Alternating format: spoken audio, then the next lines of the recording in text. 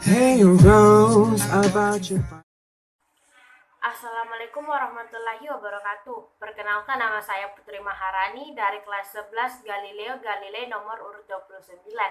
Di sini saya akan mempresentasikan hasil kerja saya tentang sistem dan dinamika demokrasi Pancasila. Yang pertama adalah apa yang dimaksud dengan demokrasi.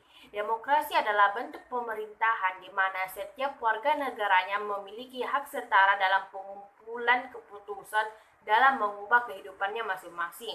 Demokrasi ini mengizinkan warga negara berpartisipasi baik secara langsung maupun secara tidak langsung. Yang kedua adalah jelaskan macam-macam demokrasi. Macam-macam demokrasi ada tiga, yaitu yang pertama adalah demokrasi berdasarkan penyaluran kehendak rakyat, terbagi menjadi dua lagi, yaitu demokrasi langsung dan demokrasi tidak langsung.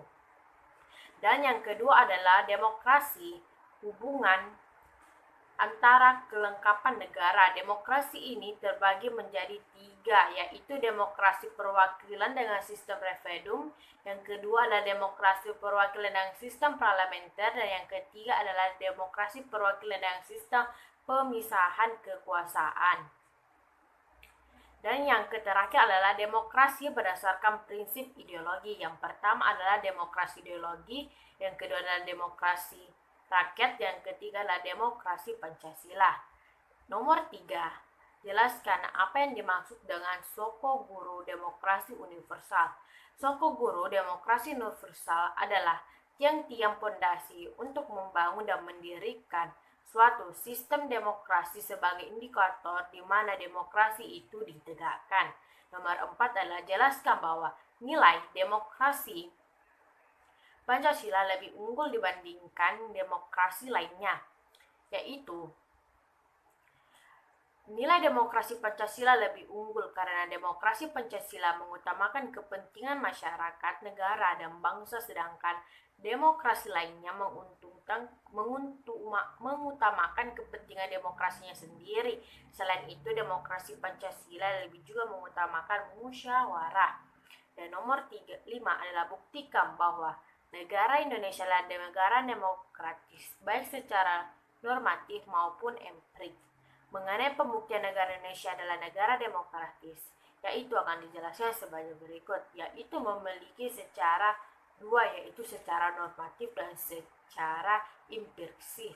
Demokrasi pada Indonesia dapat dibuktikan melalui manifestasinya yang tertera di Pancasila dalam bentuk-bentuk formal sebagai pemilu langsung, dan secara empiris, yaitu pembuktian bahwa Indonesia merupakan negara demokratis dapat dilakukan dengan mengurangi sejarah berlangsungnya kehidupan politik negara ini.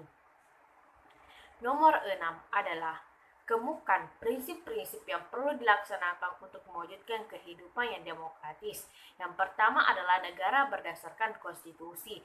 Negara demokrasi sendiri harus memiliki ini, karena negara di mana pemerintah juga masyarakat membuat konstitusi, di mana hal ini menjadi sebuah paduan, pedoman, dan dasar pada sebuah penyelenggaraan dan kehidupan pada sebuah negara.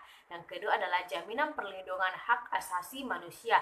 Pengertian dari hak asasi manusia sendiri adalah sebuah hal dasar di mana telah diberikan oleh Tuhan kepada setiap manusia yang lahir di muka bumi ini. Dan hak asasi manusia sendiri adalah sebuah anugerah yang telah diberikan oleh Tuhan Yang Maha Esa. Dan yang terakhir adalah kebebasan berserikat dan mengeluarkan pendapat. Di sini prinsip demokrasi sendiri adalah sebuah kegiatan yang dimana mengakui dan juga kemudian memberikan sebuah kebebasan kepada tiap individu.